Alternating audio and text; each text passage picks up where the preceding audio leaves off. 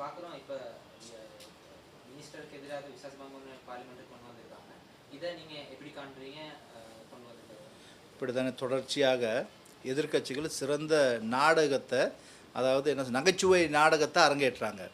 அந்த தொடர்ச்சியான நகைச்சுவை நாடகத்தில் ஒரு அங்கம்தான் இந்த நம்பிக்கையில் தீர்மானம். தேசிய மக்கள் சக்தி அரசாங்கம் மிகவும் சக்தி வாய்ந்த அரசாங்கம். எனவே இதை மிகவும் இலகுவாக நாங்கள் இதை வெற்றி கொள்வோம். எனவே நாங்கள் எதிர்க்கட்சியை கூறிக்கொள்கின்றோம்,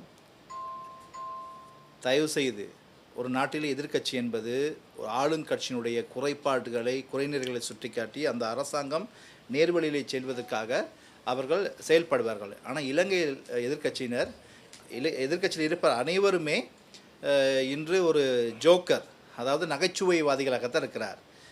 ஒருவர் கூறிய கருத்து அவர் அடுத்தன்று அவருக்கு என்ன கூறியதென்றே அவர் தெரியாது. ஏன்னா சில கூறுகின்ற சுயநலவிட கருத்துக்களை கூறுறதில்லை.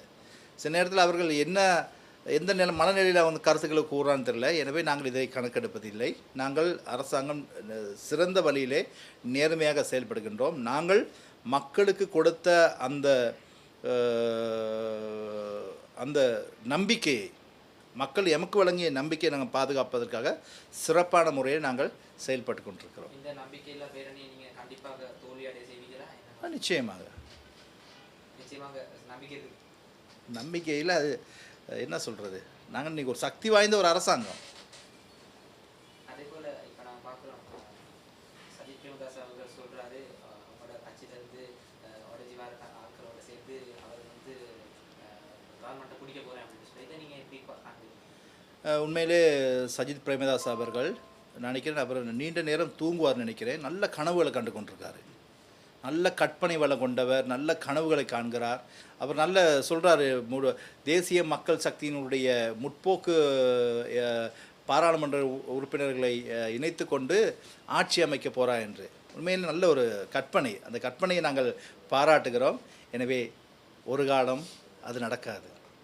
கற்பனையை நீங்கள் இன்பத்தை கண்டு கொள்ளுங்கள், ஒரு காலம் நனவே நடக்காது. நாங்கள் கூறுகிறோம், எதிர்க்கட்சி தலைவர் சஜித் பிரேமதாஸ் அவர்களே, தயவு செய்து உங்களுடைய கட்சியை நீங்கள் பாதுகாத்து கொள்ளுங்கள். உங்களுடைய கட்சிகளே ஒவ்வொருவரும் ஒவ்வொரு பக்கம் இருக்கின்றார்கள். உங்களுக்கு எதிராக பல்வேறுபட்ட சதி நடவடிக்கைகள் மேற்கொள்ளப்படுகின்றது. அதையே உங்களுக்கு எதிர்கொள்ள முடியாத நீங்கள் தேசிய மக்கள் சக்திக்கு எதிராக சவாலா? இதை நாங்கள் ஒரு நகைச்சுவையாக பார்க்கின்றோம். தொடர்ச்சியாக சாமாக நாங்கள் சினிமாவுடைய வடிவேல் ஜோக்கை பார்த்து நாங்கள் சிரிப்போம். அதே போல் சஜித் பிரேமதாஸை கூறுகின்ற கருத்தை பார்த்து நாங்கள் தினமும் சிரிக்கிறதான் நம்ம நாட்டு மக்களுடைய பொழுதுபோக்காக இருக்கிறது.